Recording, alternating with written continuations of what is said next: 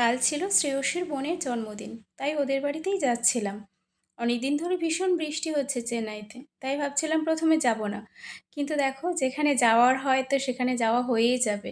হঠাৎ করেই কালকের ওয়েদারটা এত ভালো হয়ে গেছিল যে না যাওয়ার কোনো প্রশ্নই ওঠে না। তাই সবাই মিলে আমরা বেরিয়ে পড়েছিলাম। জানো তো, আমি যে এই ভিডিওগুলি করি এর প্রধান কারণ হচ্ছে কখনো কখনো আমরা চেন্নাই ছেড়ে বা এখন যে লাইফস্টাইল কাটাচ্ছি সেটা ছেড়ে তো চলেই যাব।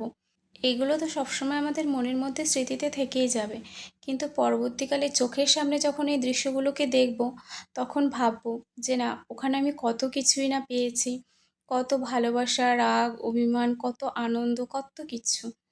আর সবথেকে বড় কথা যা পেয়েছি সেটা মানে ভাষায় প্রকাশ করা যাবে না। তো এইসব কারণেই আমার মূলত বেশি ভিডিও করা।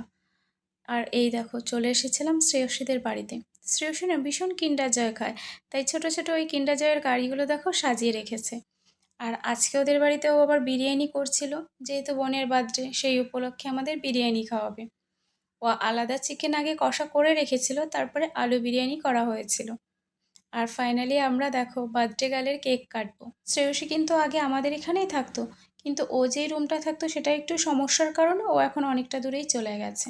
কুটি সোনা কিন্তু শ্রেয়সীর কাছে তেমন একটা যায় না, আর ওর বোনকে কিন্তু ও এর আগে বেশি একটা দেখেওনি। তা সত্ত্বেও দেখো কত সুন্দর ওর সঙ্গে গিয়ে খেলছিল, তারপরে কেক কাটছিল ওর কোলের মধ্যে বসে বসে।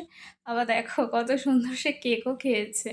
আর সবাই মিলে তারপরে আমরা একটু কেক খেয়ে নিয়ে বোনের জন্য কী কী গিফট নিয়ে গেছিলাম সেগুলোই দেখছিলাম। আবার আমরা ভেবেছিলাম প্রথমে কেক নিয়ে যাব, তারপর শ্রেয়সী বলল যে ও কেক নিয়ে এসেছে, তার জন্য আমরা ওর জন্য অনেক রকমের চকলেট, লাড্ডু, চিপস এইসব নিয়ে গেছিলাম।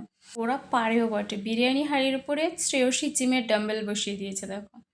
আর কুট্টি সোনা এদিকে আবার রাত্রেবেলা আবার একটু খিচুড়ি খেয়ে নিল ওর খাওয়া দাওয়ার শেষে। তারপরে আমরা সবাই মিলে বসে পড়েছিলাম বিরিয়ানি খেতে। বিরিয়ানিটা কিন্তু ভীষণ টেস্ট হয়েছিল, আর মাংসটাও দারুণ হয়েছিল।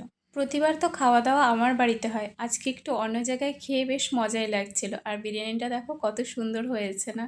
তারপরে আমরা অবশেষে খাওয়া দাওয়া করে রাত 10:30 বাজে শ্রেয়সীকে ওর বোনকে বাই বলে রওনা দিলাম বাড়ির দিকে। আর ঈশানীর মা বাড়ির স্টেশনে এসে দেখো কত সুন্দর একটা গাছ দেখে ভূতের মতো রাত্রেবেলা ঝুলছিল। ছোটবেলার অভ্যেস, সে কি আর যায়, ঠিক মনে পড়ে যায়। সেই অভ্যাসটাকে আবার একটু ঝালিয়ে নিয়েছিল। আর উনি আবার ট্রেনে উঠে আমাকে দেখো কত সুন্দর ভেঙাচ্ছে।